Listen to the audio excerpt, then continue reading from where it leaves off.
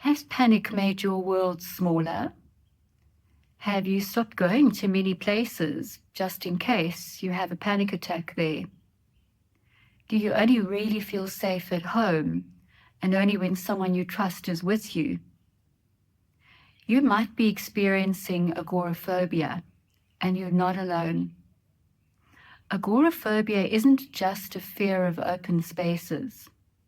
It's a fear of being in situations where escape might be difficult or help won't be available immediately if panic strikes. I'm Dr. Kalinda Linder, clinical psychologist and CBT therapist, and today I'm going to demystify agoraphobia and show you how CBT can help you grow your world again. In my previous video, I went into detail on avoidance and how it actually feeds anxiety over time. Your world keeps shrinking until all that's left is agoraphobia. You only feel safe at home, and not on your own, but if somebody safe is with you there. Or if you really, really have to go out, you can only do it for a short time and under very specific conditions, and we call these safety cues. So it might be your safe person, your phone, maybe a medication, and you always want to have escape options available. Does this sound familiar? If this is you, you'll recognize that your mind is consumed by avoiding anything or anywhere that could trigger a panic attack, and you must have an escape lined up. Sitting near the door, driving where you can pull over any time, only going to specific stores that are near the entrance to the mall, or preferably facing the road or a parking lot. So you might think, well, why do I want to face the agoraphobia? After all, avoidance does work, sort of. We know that avoidance brings short-term relief, but long-term restriction and constriction. Your world gets smaller, your confidence drops, and your anxiety grows because your brain never gets evidence that it's safe to feel afraid and to stay. Remember that the fear is sitting on the threat list in your primitive brain, so you can talk as much as you like, but it's still going to be there. Only evidence, as in lived experience, is going to convince the primitive brain that a place and physical sensations is not in fact life-threatening, even if you feel anxiety symptoms coming on there. And once is not enough. You need a minimum of 3 exposures, one after the other, before the primitive brain even considers that maybe this isn't dangerous after all. So how would you go about doing this? Well, step 1 is to make an exposure hierarchy. And this would be a detailed list of exactly what you're scared of, and then you rank it from highest to lowest.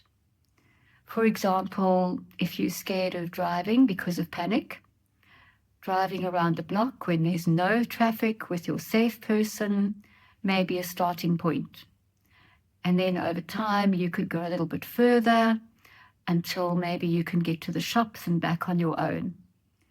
And then maybe you drive with somebody behind you, and then eventually with them outside the car and you going around the block or a few blocks, and they'll be waiting there for you.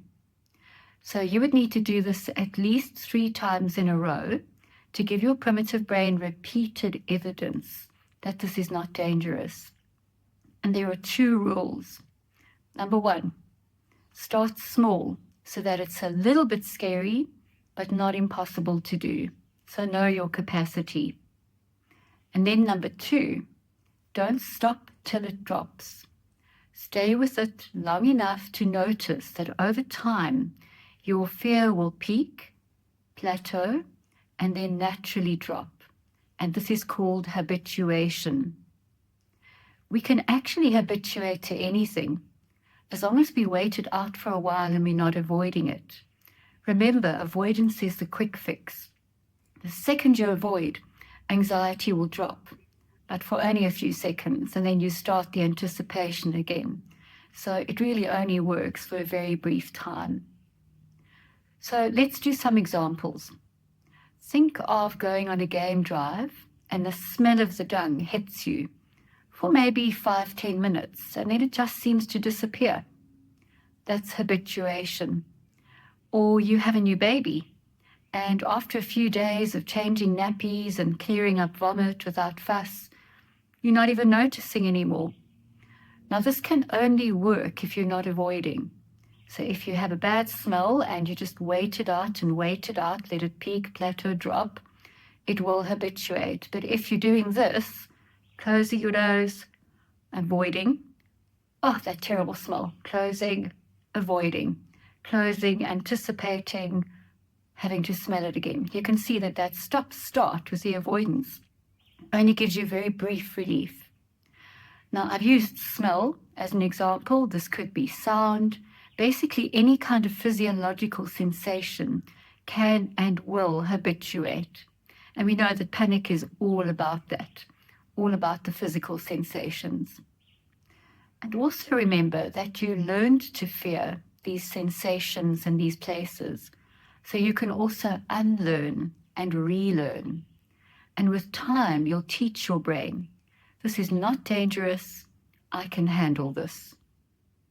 This reminds me of a quote by Alvin Toffler, where he said, the real illiterate of the 21st century will not be those who cannot read or write, but those who cannot learn, unlearn, and relearn. If this has been helpful, please share, please like, and please subscribe. Thank you for listening.